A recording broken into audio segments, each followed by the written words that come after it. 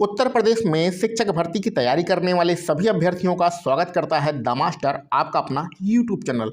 तो आप सभी लोगों ने भैया टीजीटी और पीजीटी का फॉर्म भर ही दिया है और इसके साथ साथ आप सभी लोग एलटी ग्रेड की भर्ती कब आएगी इसका इंतजार कर रहे हैं। ये जो टीजीटी पीजीटी का आप सभी लोगों ने फॉर्म भरा है, आप सभी लोगों को पता होना चाहिए, फॉर्म तो भर के आप तैयारी कर ही रहे हैं और ये फॉर्म आपका अगस्त में भरा गया था और टोटल कितने पद थे?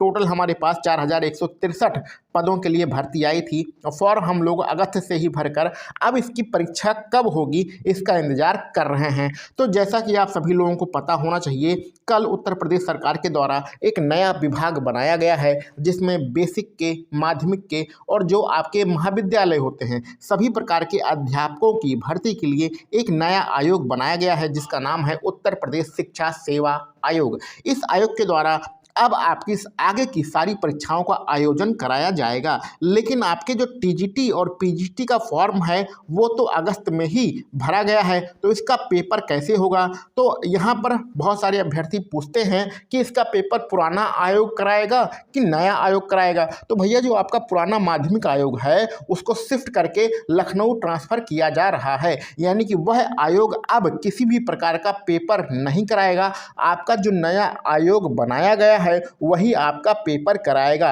तो नए आयोग में पहले अध्यक्ष का चुनाव होगा, फिर सदस्यों का चुनाव होगा, इस प्रकार पूरी व्यवस्था बनेगी। उसके बाद आपकी परीक्षा के लिए एग्ज़ाम डेट घोषित की जाएगी, यानी कि इसमें लगभग आपके 1 से 2-3 महीने लगने वाले हैं। आपकी परीक्षा अब जल्दी होने की उम्मीद नहीं है। ये पूरी खबर यहाँ पर आप डिटेल में पढ़ सकते हैं। इसको हमने शॉर्ट में आपको बता दिया है कि आपका पेपर कब होगा।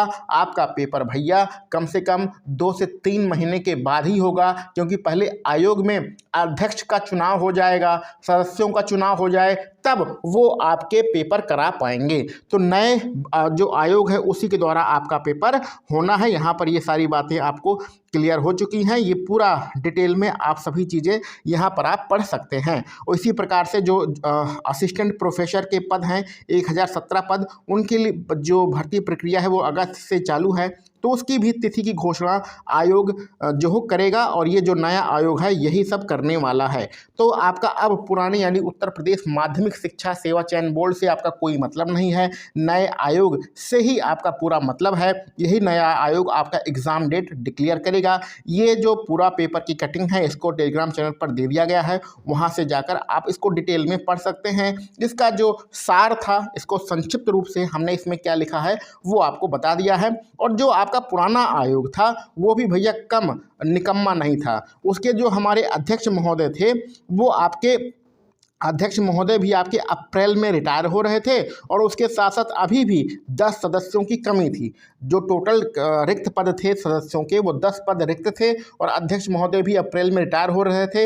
इन्हीं 10 सदस्यों की कमी के कारण आपका जो है एग्ज़ाम डेट नहीं आ पा रही थी, क्योंकि कुछ टर्म्स एंड कंडीशन होते हैं कि कोई भी चीज़ करने के लिए एक निश्चित मात्रा में सदस्यों का होना आवश्यक होता है। तो जो पुराना आयोग था वो भी सदस्यों की कमी के कारण परेशान था और अब इसको ख़त्म ही कर दिया गया है। ये किसी भी प्रकार का पेपर आयोजित नहीं कराएगा। जो नया आयोग बनाया जाएगा वही आपके पेपर का गठन करेगा। तो उत्तर प्रदेश सरकार के द्वारा नए आयोग में अध्यक्ष की, सचिव की, सदस्यों की नियुक्ति कैसे होगी उसका नोटिफिकेशन जारी कर दिया गया है। जनवरी से आपका फरवरी के महीने में अध्यक्ष और सदस्यों की नियुक्ति हो जाएगी और फरवरी के बाद वो काम करना स्टार्ट करेगा और काम करना जब स्टार्ट करेगा तो आपके टीजीटी और पीजीटी की एग्ज़ाम डेट घोषित कर दिया जाएगा।